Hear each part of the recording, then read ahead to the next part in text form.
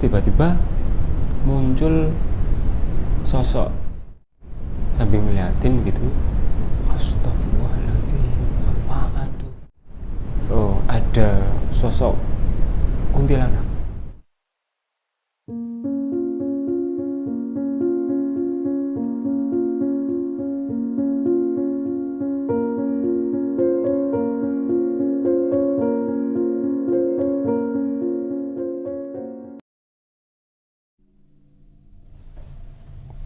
Assalamualaikum warahmatullahi wabarakatuh. Selamat datang kembali di Lawang Kisah. Di sini hari ini saya ada sebuah cerita dari kawan saya. Beliau juga punya channel sendiri ya. Barangkali ada yang mau nengok, silakan. Sebelum masuk ke cerita, sebelumnya saya mau berterima kasih dulu pada teman-teman yang sudah mau hadir atau nengok di Lawang Kisah, yang sudah mau subscribe, komen, ataupun like. Saya sangat berterima kasih. Semoga rezeki teman-teman semua dilancarkan, terhindar dari wabah yang sedang melanda dunia pada saat ini. Langsung saja, tanpa basa-basi, ini dia ceritanya.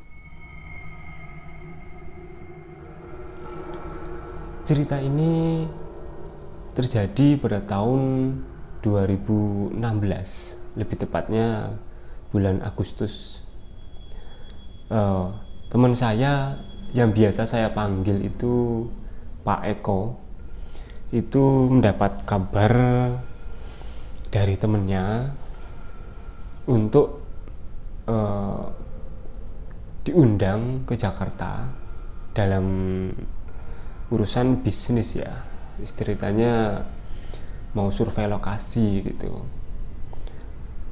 Nah, kebetulan Pak Eko sendiri berangkat itu sama temennya yang sebut saja namanya Ustadz gitu ya.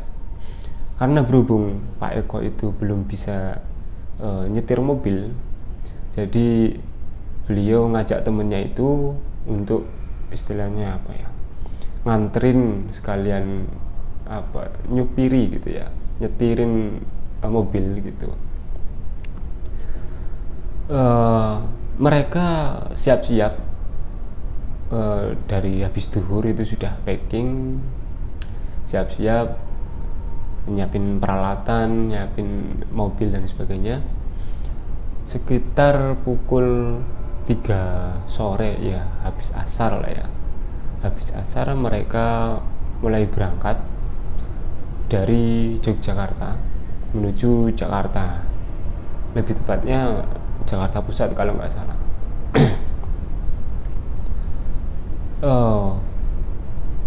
Mereka berangkat habis asar seperti biasanya, maksudnya tidak ada kendala.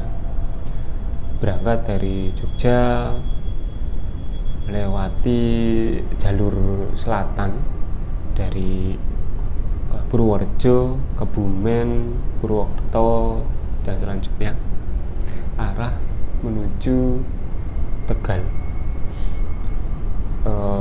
Tol ya, melewat tol. Dari situ berjalan lancar seperti biasanya.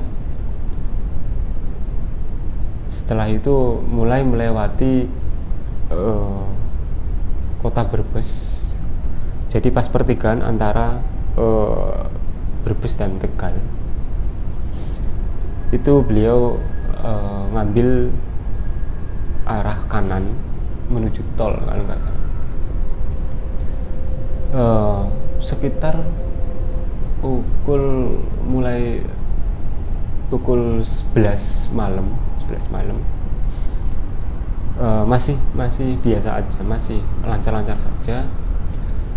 Kemudian mulai masuk pukul 12 malam, tengah malam lah, mulai tengah malam, mereka Pak Eko sendiri merasa ngantuk, merasa hampir tertidur gitu ya. Jadi set gitu, mulai terlelap itu sekejap gitu. Mulai dari situ agak aneh, udah mulai masuk agak aneh. Jalan yang seharusnya daerah situ itu landai biasa, lurus gitu, itu lama-lama mulai naik, muter, terus kanan kiri juga kebun, jadi kayak hutan, udah mulai banyak pohon tinggi-tinggi gitu, tapi biasa kayak hutan gunung gitu ya. Lama-lama terus naik, mulai agak curiga, ini kemana? Itu soalnya panduan itu lewat GPS ya, gitu. Lama-lama naik terus sekitar pukul 1 malam itu mereka berhenti menepi gitu ya, karena itu udah mulai agak ganjil gitu. Ini di mana? Kok sepi, nggak ada pemukiman, bener-bener gelap, nggak ada penerangan sama sekali, hanya mobil mereka aja dilewat jalan yang terus naik dan sempit, hanya muat dilewati satu mobil. Habis itu mereka diam sebentar, akhirnya mereka memutuskan untuk mau turun. Itu juga nggak bisa mundur ya, jadi harus parkir pelan-pelan, belok pelan-pelan gitu, karena jalannya cukup sempit. Jadi pelan-pelan parkir, maju mundur gitu. Habis itu temennya si Ustadz ini yang nyopir gitu, di depan itu ngelihat kayak kabut. Kalau semama di gunung ada kabut emang agak wajar ya. Itu kabutnya kelihatan banget, putih tebal. Terus tiba-tiba muncul sosok kakek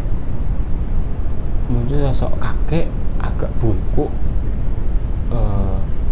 rambutnya gundul, nggak pakai baju, tapi warnanya kelihatan putih, badannya putih tapi putih pucat, sama cuma pakai celana pendek biasa. Muncul di situ sambil ngeliatin gitu. Astagfirullahaladzim, apaan tuh? Jadi mereka berdua lihat, akhirnya Eko juga ngeliat itu apaan. Udah akhirnya sambil berdoa istighfar, mereka terus mencoba parkir mobilnya itu, maju mundur terus. Akhirnya udah mulai mau turun gitu. Tapi tetap pelan-pelan karena itu kanan kiri itu tebing ya, jadi kayak jurang tapi pohon-pohon gitu. Dan udah mau turun itu seketika pohon-pohon yang di sekitar itu biasanya kan biasa ya, pohon ukuran standar pohon ya, tapi dari situ langsung berubah, pohonnya itu gede-gede, ukurannya jadi besar-besar sekali, tinggi-tinggi sekali, beda waktu pertama kali lihat.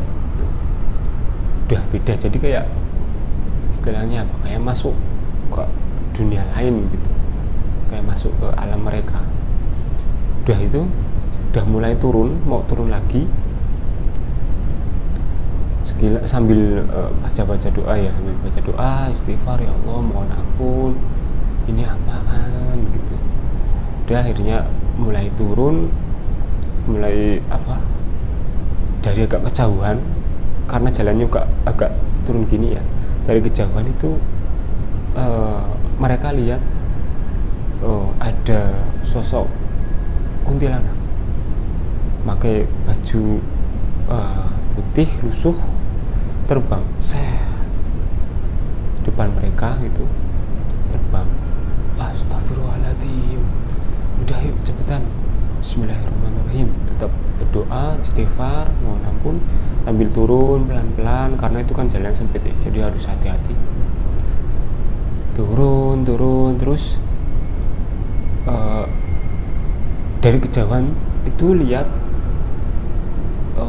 tuyul, jadi sosok tuyul gitu, ada sekitar 5 orang itu kayak anak kecil gitu, nggak pakai baju, pakai celana pendek gitu, terus rambutnya kotak gitu.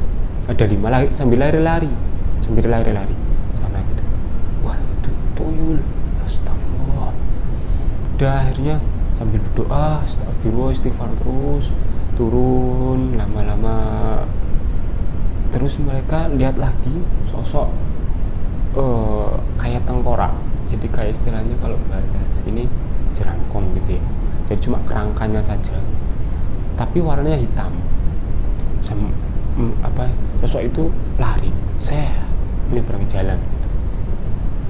Astagfirullahaladzim, apa lagi ini ya Allah. Hanya mereka tetap istighfar, tetap berdoa gitu, terus lama kelamaan turun lagi. Akhirnya mereka lihat kayak persawahan, udah mulai ada persawahan warga, jadi bukan hutan kayak tadi. Terus mulai kondisi mulai agak normal gitu, pohon-pohon juga kelihatan seperti biasanya. Terus turun sudah mulai di kejauhan terlihat kayak sinar lampu itu dilihat, terus ternyata itu mobil, bukan mobil, motor warga mungkin ya, itu cuma satu. Akhirnya mereka ngikutin terus dikejar. Akhirnya lama kelamaan ngikutin motor itu, lama kelamaan akhirnya lihat pemukiman. Alhamdulillah udah melihat pemukiman. Lambat tahun lurus terus akhirnya bisa keluar dari desa itu. Langsung masuknya ketemunya pom bensin daerah Tegal kalau nggak salah. Dari situ akhirnya berhenti istirahat dulu di situ sambil menenangkan diri, istighfar. Alhamdulillah sudah keluar dari dunia mereka gitu ya.